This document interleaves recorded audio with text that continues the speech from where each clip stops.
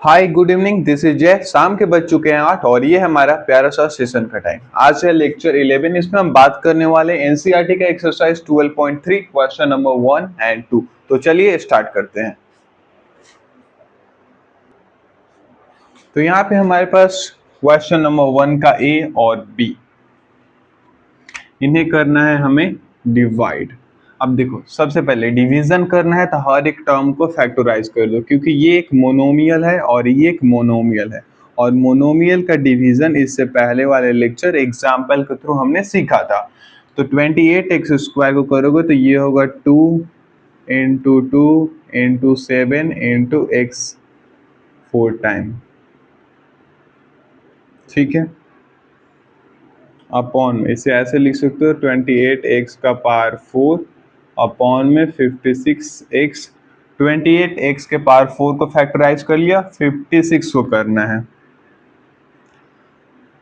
2 2 ज़ा 4 2 ज़ा 8 7 ज़ा 56 into x।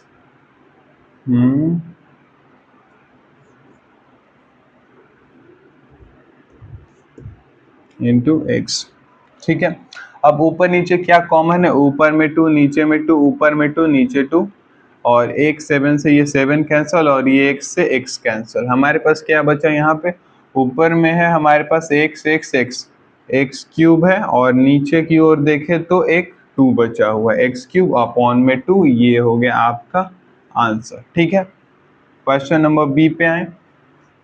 -36y³ divide by 9, या फिर -9² है, -9y²। ठीक है, इसे हम लिख सकते हैं माइनस का 36y³ अपॉन में माइनस का 9y²। क्लियर है? -36 को अगर आप फैक्टोराइज करोगे तो ये आएगा -1 इंटू 9 इंटू 2। 9 को 3 लिख लेते हैं और 2 को 2। ठीक है, और y³ है तो 3 टाइम y होगा मल्टीप्लीकेशन में। कंप्लीट फैक्टराइज कर दिया ऊपर न्यूमरेटर को। डिनोमिनेटर में हमारे पास 9, तो -1 into 3 into 3 into y into y. अब आप देखो ऊपर नीचे कुछ कॉमन है क्या? दिख रहा है वो साइड? ऊपर नीचे कुछ कॉमन है क्या? -1 से -1 कैंसिल हो गया, 3 से 3, 3 से 3, y से एक y, इधर एक y से एक y। ऊपर में अब हमारे पास क्या बचा है? 2 2 4 इंटू वाई, 4y, और नीचे में कुछ नहीं बचा है। तो ये हो गया आपका आंसर। चलते हैं सी और डी पे। तो आ चुका है सी। डिवाइड करना है तो सबसे पहले इसे हम फ्रैक्शन के फॉर्म में लिख सकते हैं, 66p² r³ अपॉन में 11q r²। ठीक है, अब न्यूमरेटर को आप फैक्टराइज करोगे, 66 को फैक्टराइज करोगे। इधर देखो 66 को 2 से करोगे तो 33, और इसे 11 से 3 टाइम में कर सकते हो, तो और 3 से ये 1 टाइम में। तो 2 इंटू 3 इंटू 11 हमारा 66 हो जाएगा, into P into Q into Q, और R का क्यूब है तो 3 टाइम R मल्टीप्लीकेशन में है। अब डिनोमिनेटर में देखो 11q r² है, तो 11 इंटू क्यू इंटू आर का स्क्वायर मतलब 2 टाइम R। ऊपर न्यूमरेटर और डिनोमिनेटर में कुछ कॉमन दिख रहा है क्या? 11 Q से ये एक Q गायब हुआ, R से R और R से R। डिनोमिनेटर में हमारा कुछ नहीं बचा। न्यूमरेटर में देखो 2 into 3 into P into Q into R मतलब 6pqr। ये हो गया यहाँ पे हमारा आंसर। 2 3 जा 6 into P into Q into R। इधर देखो ये R बचा है, यहाँ पे Q बचा है, यहाँ पे P बचा है, और ये 2 3 बचा है। यहाँ पे है 34x³ y³ z³ divide by 51x y² z³। माई कौन है क्या? एक मिनट, सॉरी। अब देखो 34x³ y³ z³ अपॉन में 51x y square z square fraction में लिख दिए। अब ऊपर वाले टर्म को फैक्टराइज करोगे तो 34 को 2 इंटू 17 34 लिख सकते हो, तो 2 इंटू 17 एक्स क्यूब को 3 टाइम एक्स लिख लो, और वाई क्यूब को वाई इंटू वाई 3 टाइम, और जेड क्यूब तो 3 टाइम जेड होगा हमारा। डिनोमिनेटर में आओ, आप क्या है 51 x y square z y. 51 को आप लिख सकते हो 3 इंटू 17 17 3 जा 51, एक्स इंटू वाई स्क्वायर है तो 2 टाइम वाई, और जेड स्क्वायर है तो 2 टाइम जेड। वो साइड आपको क्लियर दिख रही है? 17 से ये हमारा 17 कैंसल आउट हो जाएगा, x से ये x कैंसल होगा, और y से एक y, और इस y से भी एक और y, z से z, और इस z से एक z। ऊपर में ध्यान से देखो क्या बचा है 2 बचा है, और 2 बार x है, एक बार y है, एक बार z है, तो 2x स्क्वायर वाई जेड जो कि हमारे ऊपर बचा है। नीचे में डिनोमिनेटर में एक 3 बचा है जो कि हमारा आंसर हो गया। ठीक है, चले नेक्स्ट ई और एफ पे। अच्छा, 1 मिनट देखना जरा, यहाँ पे जेड क्यूब है तो यहाँ जेड क्यूब कर दिए नीचे में, तो एक और जेड से ये जेड कैंसिल हो गया, और आंसर में हमारे पास एक्स स्क्वायर वाई बचेगा। ठीक ना, जेड क्यूब था तो जेड क्यूब से जेड क्यूब बचा, मतलब कट गया, वाई क्यूब से वाई स्क्वायर तो एक वाई बचा, और एक्स क्यूब एक्स तो 2x बचा। ठीक है ना, जो कि एक्स स्क्वायर वाई है। ये हमारे पास 1 का लास्ट क्वेश्चन, 1 का 5। ठीक है, क्या है, पहले से हम लिख सकते हैं 12 a का पावर 8 b का पावर 8 डिवाइड करना है तो कुछ फ्रैक्शन में लिख दो, माइनस का 6 a का पावर 6 b का पावर 4। ठीक है, अब आप न्यूमरेटर को फैक्टराइज करोगे तो 3 4 जा 12, तो 3 इंटू 2 इंटू 2, a का पावर 8 है, ठीक है, और b का पावर 8 है। नीचे -6 को -1 इंटू 3 इंटू 2 इंटू a का पावर 6 इंटू b का पावर 4, ऐसा लिख सकते हो। देखो मैंने a के पावर 8 और b के पावर 8 को फैक्टराइज नहीं किया है। यहाँ देखो 3 से तो ये 3 कैंसल आउट हो गया, 2 से 2 कैंसल आउट हो गया, a के पावर 6 और a का पावर 8 है, मतलब ऊपर में 8 a है, नीचे में 6 है, तो कितना a बचा हुआ होगा, 2a बचा हुआ होगा। ठीक है, b का पावर 8 है, b का पावर 4 है, तो 8 में से 4 जाएगा तो 4b बचा हुआ होगा। क्लियर है? तो आप देख लो न्यूमरेटर और डिनोमिनेटर में क्या बचा, ऊपर में एक 2 बचा है, और इधर है a का पावर 2 b का पावर 4, तो a का पावर 2 और b का पावर 4। ठीक है, और नीचे में हमारे पास -1 बचा है, तो आप इधर -1 को लिखो ऐसे, और इसे कर लो -1/2 -2 b का पावर, एक मिनट क्या कर दिया, a का पावर 2 है यहाँ पे, a का पावर 2 b का पावर 4, a का पावर 2 और b का पावर 4, ये हो गया आपका आंसर। क्लियर है?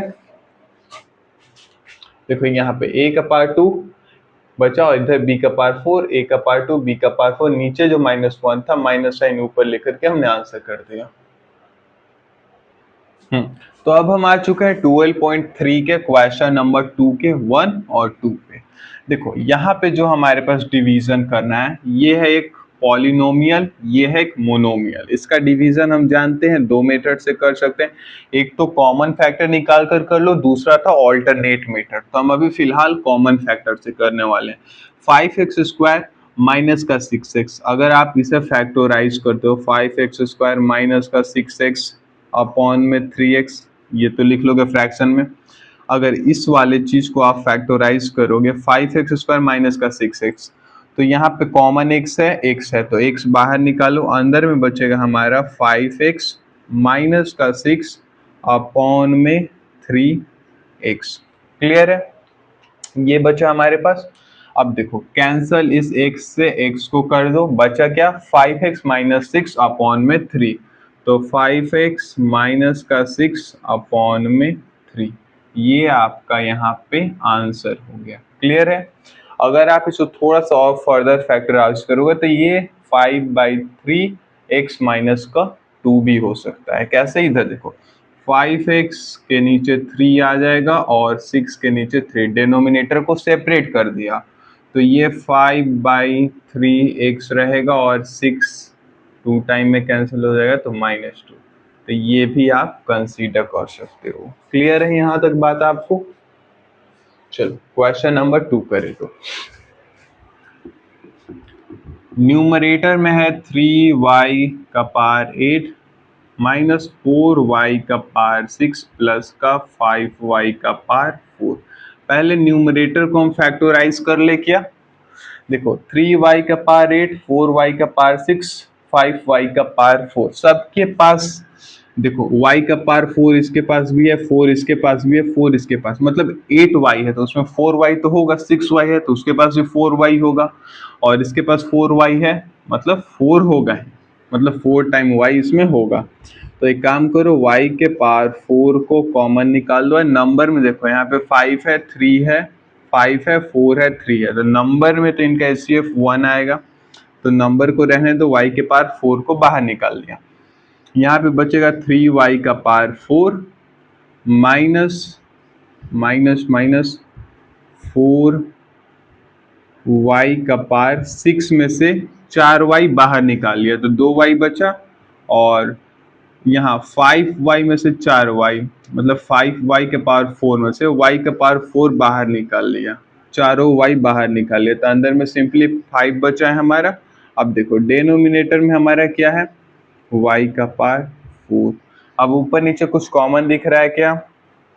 y के पावर 4, y का पावर 4, तो हमारे पास बचा 3y का पावर 4 माइनस का 4y स्क्वायर प्लस का 5 और ये हो जाएगा हमारा आंसर। ठीक है, अगर आप इसे फर्दर फैक्टराइज करना चाहोगे तो वो भी इसको फैक्टराइज कर सकते हो, हालांकि इसे फिलहाल हम भी यहीं पे आंसर छोड़ सकते हैं। ठीक है, एनसीईआरटी में यही है हमारा आंसर। ये आ चुका हमारे पास क्वेश्चन नंबर 3। ये देखने में काफी लेंदी और भद्दा सा लग रहा है। 8 into x cube y square z square plus का x y cube z square plus x square y square z cube, इतने बड़े फ्रैक्ट मतलब इतने बड़े अलजेब्रिक एक्सप्रेशन को इससे डिवाइड करना है, कोई दिक्कत नहीं है। इस वाले टर्म को फैक्टराइज कर लो क्या? देखो 8 को तो बाहर एज इट इज रहने दो, इसमें कुछ कॉमन दिख रहा है क्या? एक्स है, वाई है, जेड है, एक्स है, वाई है, जेड है, एक्स है, वाई है, जेड है, हाँ तो एक्स वाई जेड कॉमन तो दिख रहा है। एक्स 3 है, एक्स 2 है, एक्स 2 है, मतलब हर किसी के पास एक्स का पावर 2 मतलब 2 बार एक्स है।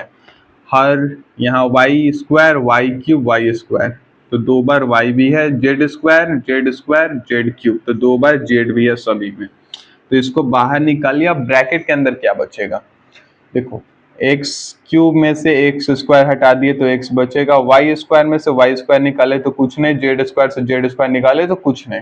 यहाँ पे एक्स स्क्वायर से एक्स स्क्वायर निकाल लिया, वाई क्यूब में से वाई स्क्वायर निकाले तो वाई बचा, जेड स्क्वायर में से जेड स्क्वायर निकाले तो जेड भी नहीं बचा। ठीक है, एक्स स्क्वायर निकाल दिया, वाई स्क्वायर निकाल दिया, जेड क्यूब में से जेड का स्क्वायर निकाला है तो एक जेड बचा हुआ होगा। इसे फैक्टराइज कर लिया। अब देखो डिनोमिनेटर में क्या है, नीचे लिख दो, x square 4x square y square z square. अब ऊपर नीचे कुछ कॉमन दिख रहा है तो उसे कैंसिल कर दो। देखो एक्स स्क्वायर से एक्स स्क्वायर, वाई स्क्वायर से वाई स्क्वायर, जेड स्क्वायर से जेड स्क्वायर और 4 से 8 2 टाइम में, तो न्यूमरेटर मतलब ऊपर में 2 बचा है और x plus y plus z, तो 2 into x plus y plus z और ये हमारा हो गया आंसर। देखने में काफी लेंदी भद्दा सा है लेकिन उससे कोई मतलब नहीं, न्यूमरेटर को फैक्टराइज कर लिया, उसके बाद डिनोमिनेटर से डिवाइड कर दिया, काम खत्म। तो यहाँ पे आ चुका है क्वेश्चन नंबर 4 एंड 5। डिवाइड करना है, पॉलिनोमियल है मोनोमियल के साथ, तो सबसे पहले इसे हम फैक्टराइज कर लेंगे। X cube plus 2x square plus का 3x, अगर आप इसको फैक्टराइज करने जाओगे, x सबके पास x कॉमन दिख रहा है, x का पावर 3, x का पावर 2, x का पावर 1, मतलब हर किसी के पास एक ही x है। ठीक ना, तो यहाँ पे एक्स स्क्वायर प्लस का 2x प्लस का 3 बचेगा। क्लियर है?